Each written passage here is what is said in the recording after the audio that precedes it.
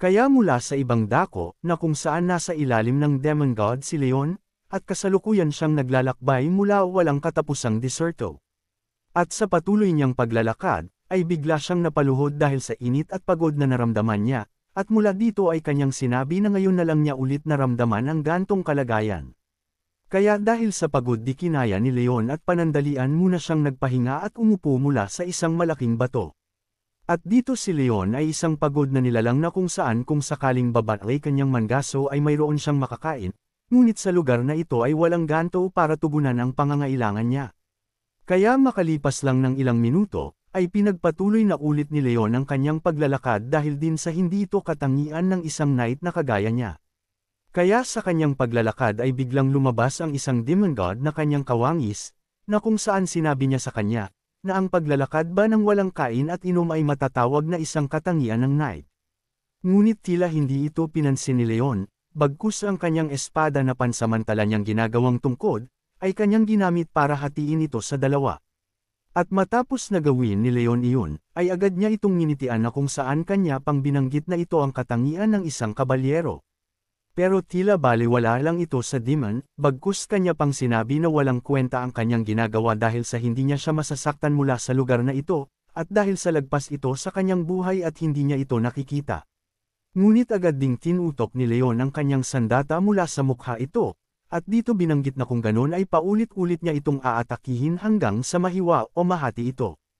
At dagdag pa ni Leon habang may talukbong na ayon ang buhay ng isang knight at ng isang knight legend patungo sa kagumpay, pero tila hindi natuwa ang demon god, bagkus kanyang sinabi na nakakapagod ang ginagawa niya.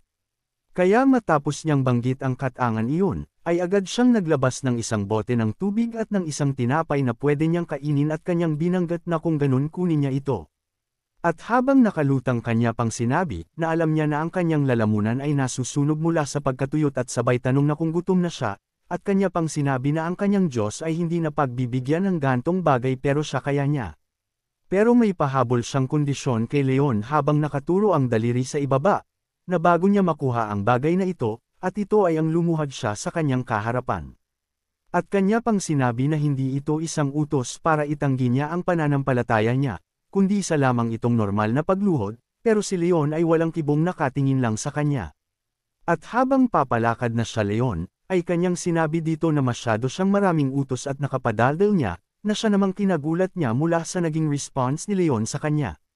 Kaya mula sa paglagpas niya, ay kanyang sinabi na hindi niya siya lubos na naiintindihan dahil sa normal na pagluhod lang niya ay makakalaya na siya mula sa kanyang pagkagutom at uhaw.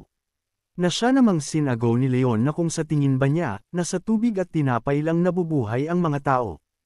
At dagdag pa niya habang nakatayo sa kanyang harapan ang demon god, na ang katawan niya ay hindi lang gawa mula sa laman at dugo kundi mula din sa pananampalataya at paniniwala. Kaya nang marinig ito ng demon god, ay agad niyang sinabi na masyado itong hanggal at kasabay nito ang pag-snap ng kanyang dalawang daliri. At mula sa kanyang pag-snap ay napunta sila sa isang silid na kung saan nakaharap niya ni Karina, na siyang kinabigla niya mula dito. Kaya mula sa pagharap nila ay agad na sinabi ni Karina, na kung bakit hindi niyang nagawang nailigtas ang kanyang ina. At, dagdag pa niya habang may luha at lungkot sa mukha, na ang trabaho at paniniwala niya ay mas mahalaga pa ba kesa sa kanyang nag-iisang ina at reyna, at sabay tanong na kung sinubukan ba nitong iligtas ito. At dahil sa pangyayaring ito, ay biglang bamulong ang demon mula sa likuran ni Leon at kanyang sinabi na kung hindi ba niya naririnig ang hinaing nito, at kung narisulba na ba niya ang kirot sa puso niya. At malakas na panunukso pa niya dito na ibalik niya ito, at pumunta siya sa paraiso ng mga Diyos at ibalik ito, at sigurado siya dahil sa qualified siya para dito, habang may pang-asar ng ngisi. Kaya dahil sa inis ay hindi napagpigil si Leon at kanya agad itong hinawakan sa kwelyo, pero tila hindi natinag ang demon bagkus naglabas lang ito ang nang mapang-asar ng ngiti.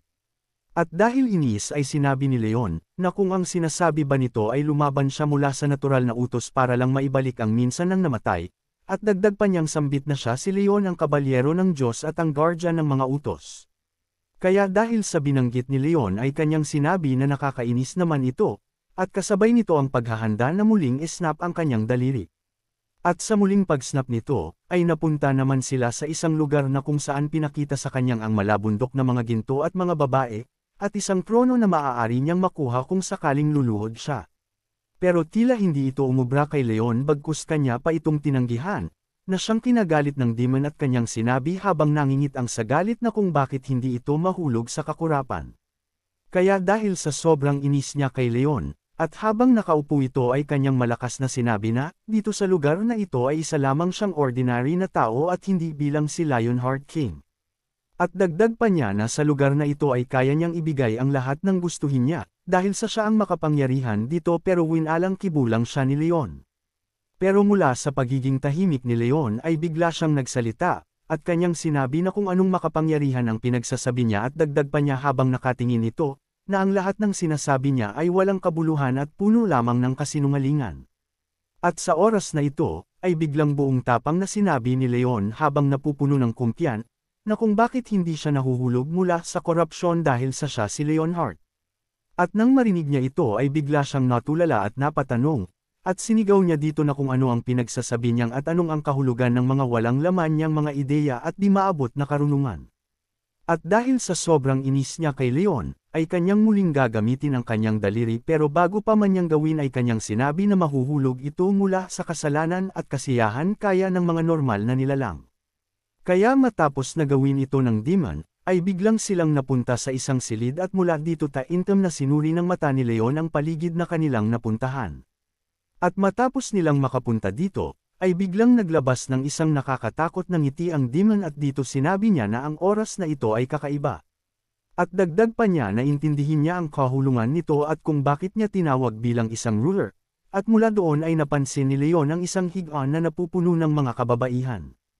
At mula sa malawak na higaan na ito nandito ang Diyos ang kasiyahan at korupsyon ni si Beatrice Alighieri Spero ang minsan ang nakasama at nailigtas ni Leon. Ngunit mapunta sa ibang dako na kung saan sa isang sayedad ay may mga masasayang nilalakang naniniharan dito at payapa ang bawat isa.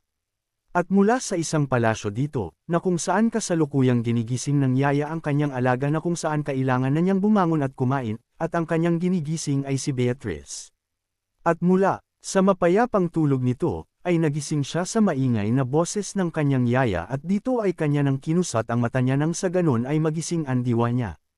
At mula sa kusot niya sa kanyang mata, ay bigla itong nanlaki dahil sa kanyang nakita mula sa kanyang harapan. Kaya matapos na magising si Beatrice, ay silang nagtipon sa hapagkainan para sabay-sabay na kumain. At mula dito ay agad siyang tinanong ng kanyang ina, at dito sinabi na kung maayos ba ang kanyang pagtulog dahil sa parang narinig niya na muli na naman itong binangungot. Na siya namang sinang-ayunan niya ng may ngiti, at kanya pang sinabi isa lamang itong panaginip kaya wag na siyang mag-alala, pero ang kapatid niya ay grabe ang gulat mula sa naririnig niya. At dahil sa tanong ng nanay niya, ay siya din namang tanong ng mga kapatid niya na kung saan ang lalaki ay malakas na tinanong siya, at ang batang babae naman ay kinamusta siya habang umiiyak.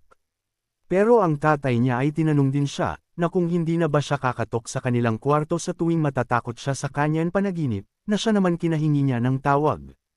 Kaya matapos na marinig ng ina niya iyon, ay kanilang sinabi sa kanila na tigilan na nila ang masyadong maraming tanong kay Beatrice. Si Beatrix ay ang unang princess ng Magically Might Sparrow Kingdom at ang tagapagmana nito.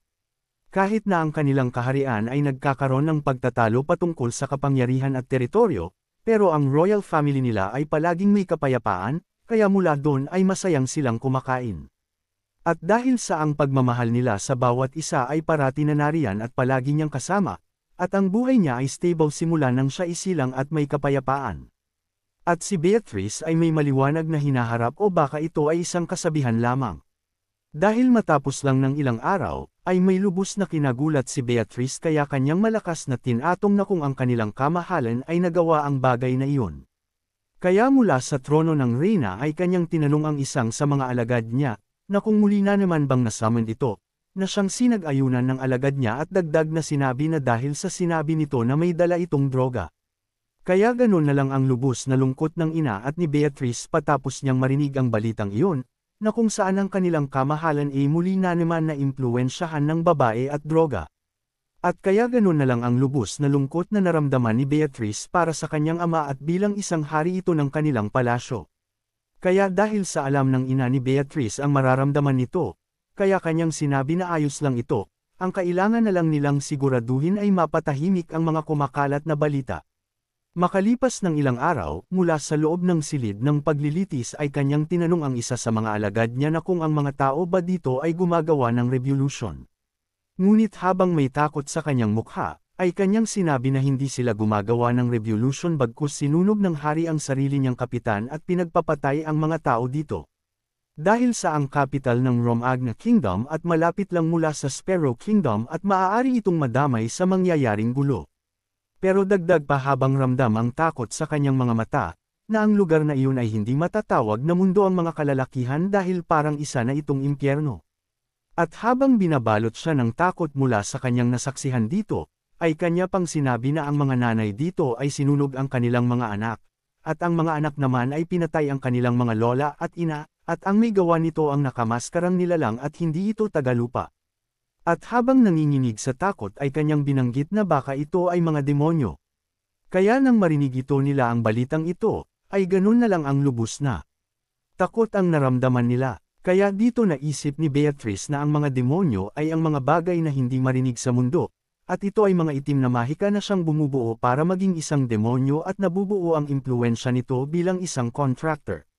At mula dito ay naisip na tanong ng Reyna, na kung napasa ilalim ba ang Demon Realm ang buong kingdom na ito, at mula sa pag-iisip niya ay agad siyang tinawag ng anak niya na siyang sinagot niya. At dito sinabi na nga ng Reyna na kailangan na nilang gumawa ng desisyon patungkol dito, habang may nanlilisik na mata, dahil sa ang mga demonyo ay paunti-unti kinakain ang mundo at inilalabas nito ang tunay na anyo. Makalipas lang ng ilang araw, mula sa isang silid ay may pagkagulat na binanggit ni Beatrice ang pangalan ng kanyang ama. At dito ay nakita niya ang dagwang espada nito at ang mga taong puno ng dugo na nakahandusay at mga wala ng buhay. At dito habang may nakakatakot na ngiti ang kanyang ama, ay sinabi nito na tunay na siyang lumaki mula sa huli nilang pagkikita, at habang may ngiti siyang nais. At tila hindi lang ang mga tao sa paligid niya ang pinatay ng kanyang ama, maging ang dalawa nitong anak na babae at lalaki, na kasalukuyang naliligo sa sarili nilang dugo at wala ng buhay. Kaya doon ay malakas na sumigaw at tinanong ang kanyang ama, na kung ano ang ibig sabihin ng kanyang ginawa habang may luha sa kanyang mata, at ang ama naman niya ay inilabas lang ang dila at may nanlilisik na mata na nakatingin sa kanya. At dito sinabi ng kanyang ama na kung bakit siya lubos na naaalarma, na siya namang sinagot ni Beatrice na tumigil siya at huwag niyang subukan na lumapit sa kanya. Pero tila ang ama niya ay wala na sa katinuan at napasa ilalim na ng demonyo, kaya agad itong lumapit kay Beatrice habang patuloy pa din ang nakalabas na nakakatakot na itsura. At sa paglapit nito ay kanyang sinabi sa anak niya, na kung gaano karaming mga kalalakihan ang nagnanais ng kanyang katawan, na siyang kinagulat niya mula sa sinambit ng kanyang ama. At habang hawak niya ang pinch ni Beatrice at nakatitig sa kanyang mga tama, ay kanyang sinabi na ang bawat lalaki sa kanilang kaharian ay iniisip na pagsamantalahan ka, na tila na siyang kinabigla ni Beatrice at halos hindi makagalaw dahil sa takot na nararamdaman niya. Pero may mas tinabigla pa siya mula sa sinabi ng kanyang ama, na kung sakaling babalik ang kanyang ina na tinawag niyang babae ay sigurado na mamamatay siya. Kaya nang marinig ito ni Beatrice ay agad niya itong tinanong, na kung alam na ba niya ang trahedya na nangyari sa Romagna Kingdom. Na sinagot naman niya ito ng may ngiting mapang asar, at kanyang sinabi na ngayon ay nagbago na. At tila hindi pa doon natatapos dahil sa may sayasiyan tinawag ang mga gwardya, at tinanong ito na kung wala ba sa kanila ang gustong manakit sa kanyang anak, at bago nila gawin iyon ay kanilang i-marinated ito bago ay lalay sa kanilang pinuno. Pero bigla niya itong binawi bagkus kanya sinabi, na maaari na silang pumunta dahil sa ito ang pinakamasayang araw sa kanilang buhay, at habang seryoso lang na nakatayo si Beatrice. Pero mula sa pagiging tahimik nito, ay bigla siyang naglabas ng isang magic spell na siyang magiging sanhi para mahati sa dalawa nagkatawan nito. At sa araw na iyon ay namatay ang kanilang reyna laban sa demon sa Romagna Kingdom, at sa araw na din ito ay naglaho ang mahalagang pamilya kay Beatrice. Kaya sa oras na ito, ay sinimula na Beatrice na maglaban ng isang sword magic spell na siyang gagamitin niya para sa mga natitrang mga demon. Kaya makalipas lang ng ilang minuto ay tuluyan nang natapos ni Beatrice ang mga ito, at kasalukuyan siyang nakatayo sa gitna ng bato. Pero mula sa pagpaslang ni Beatrice sa mga natira, ay hindi pa din. Nawala sa kanya ang lungkot dahil sa nangyari sa kanyang pamilya, kaya ganun na lang ang lubos na pag-iyak niya, at ito na ang simula ng walang katapusan na digmaan. At makalipas lang ng ilang taon, ay nagsimula na ulit siyang kalaban ang mga demon sa kanilang lugar. Kaya mula sa gitna sa kanilang syudad, ay kasalukuyang nakalagay sa isang kawa ang demon na kanilang nadakip na may mababang uri, at ganun na lang ang lubos na pagkagulat nito nang makikita si Beatrice. At mula dito ay sinabi sa kanyang nito na kung hindi siya mamatay sa ibang paraan, makakayanan kaya niya ang init at ang galit ng taong bayan. Kaya dito ay malakas na sumisigaw ang taong bayan mula sa kanilang galit, at pilit na isinisigaw na patayin at maghayganti dito. Kaya sa oras na ito, ay inilabas ni Beatrice ang magic spell niyang apoy na siyang susunog dito habang seryosong sinabi, na mag-enjoy siya mula sa gagawin niya. Kaya agad na ding sinimula ni Beatrice ang bangungot mula sa demonyo na kanilang nadakip na inilagay sa kawa. At sa ako na iyon, si Beatrice ay nakipaglaban ng paulit-ulit mula sa mga demonyo hanggang sa ang tanging Sparrow Kingdom na lang ang natira sa buong mundo. At sa mga oras din na iyon ay dumating sa kanilang kaharian ang Archdemon, na kasalukuyan ngayong nasa loob at kung saan kanyang kinamusta si Beatrice, at kung gaano pa siya tatagal. Kaya mula sa nanghihingang katawan ni Beatrice, ay kanya pang sinabi na kung nandito lang sana ang kanyang kamahalaan ay mapagtatanggumpayan ito. Pero tila mula sa matamlay niyang pangangisip at katawan, ay bigla siyang nabuhay at naging mula sa isang salita na kanyang nabitawan. At mula sa kanyang naalala, ay nakita niya ang kanyang kapatid at ang ama't ina na nakangiting nakatingin, at sa oras na ito ay sinabi sa kanya ng bunso niyang kapatid na masyado na siyang nahihirapan. At kasunod pa na sinabi ng kanyang ina na ang ginawa niya ay sapat na siyang masayang pagsang-ayon naman ng kapatid niya at sinabi na tama na ang ginawa niya kaya subukan na niyang sumama sa kanila. Pero mula sa masaya ay biglang bumalik siya sa bangungot ng realidad, at kanyang nasabi na akala niya na makakatakas na siya pero hindi pala dahil sa hinihintay lamang siya nito mula sa kanyang kaloob-looban. Pero mula dito ay biglang may nasalita sa kanya na naging dahilan para muli siyang mabuhay, at kung saan sinabi nito na kung yan ba talaga ang iniisip niya. Kaya mula sa boses na narinig niya, ay nagulat siyang tinanong ito na kung sino ito. At mabalik sa kasalukuyan kung saan idinala si Leon ang demon, na kung saan tinanong ng Diyos ng panaginip at kamatayan na kung sino ang nasa harapan niya, siyang sagot naman na ito ay si Leonheart Dragonia. At dito sinabi ng Diyos, na siya ang Sorceress Queen at kakampi ni Leonheart habang may masaya siyang tinitignan ni Leon mula sa di kalayuan. At mula kay Leon ay nagising si Beatrice mula sa masamang panaginip niyang, na paulit-ulit niyang tinatakasan. Kaya nang tuluyang maabot niya ang kamay at ang presensya ni Leon, ay natanggal ang pagiging bilanggo niya mula sa kadiliman. At mula din dito ay sinabi ni Leon kay Beatrice na, kung di ba niya nasabi na sa din siya sa nangbigay ng panaginip sa kanya. Pero sa oras na iyon ay biglang nagulat at napalingon si Beatrice mula sa taong nagpakita sa kanya, kaya ganun na lang ang panlalaki ng mata niya. Kung saan habang nakayakap siya kay Leon, ay napakita sa kanya ang kanyang tapat na alagad na kung saan sinabi nito sa kanya na pakiusap huwag niyang hayaan ang sarili niyang makulong mula sa nakaraan. At mula sa sinabi nito ay biglang nabuhayan at nasiyan siyang sinagot ito, at kanyang sinabi na simula ngayon ay papatunayan na niya ito sa kanya.